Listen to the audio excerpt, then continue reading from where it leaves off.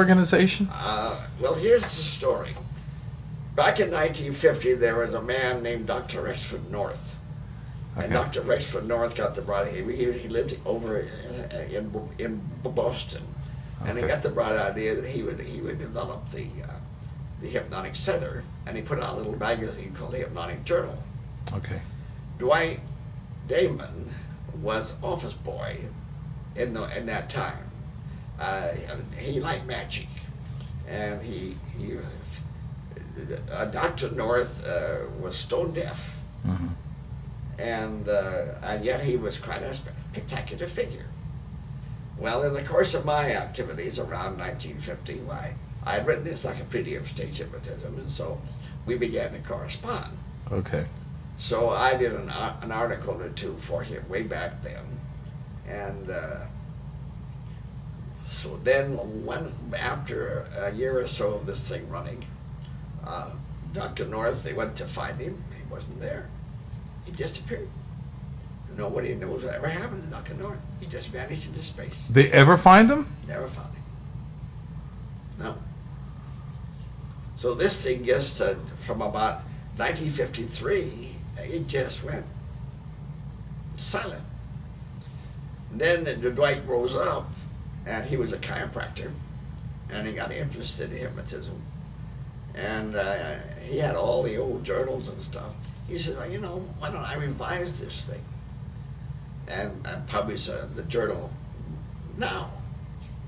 So he did. And that's where it started. Wow. And they say about it that since 1950 till now, because there was a long period in there just dead silent. Mm-hmm. Dr. North was gone, and Dwight was just a young man going to college and everything else. But it's become a big organization. They have the biggest convention of all. The thing I like about it, they're pretty friendly people. Uh-huh. Nobody tries to play politics or anything much. They just have a good time. Now, what type of people join this organization, the Guild? What kinds of hypnotherapists? I mean, how do they get acquainted with it and so forth? Well, they want to get the journal, which comes out every second month. Oh, okay. Good articles, and then they encourage people to write in an article and get their name known. So then some of them even write a column. I wrote a column. Uh-huh. It made it a little easier for me. I gave them that book that we're going to put out over in Taiwan of the one on. How to Control Your Mind? No, that's a new one for us. Oh, okay. No, that bigger one. Alfred Bennett? Yeah, Alfred Binet. Binet, I'm sorry. Binet, yeah. They probably do serially. Uh-huh. And but it's never been in book form, ever. Isn't that something? something? See, that is an interesting thing. Binet was of the time of Charcot, the Salpêtrière. Charcot was a very interesting character. Uh-huh. Apparently it was almost like you might almost say an insane asylum, in a way. Okay. Everybody in it was hysterical women and people that were in abnormal states. Mm-hmm. He got the theory that the ones that were hypnotic subjects were basically abnormal kind of, but he was a good teacher and a very powerful guy.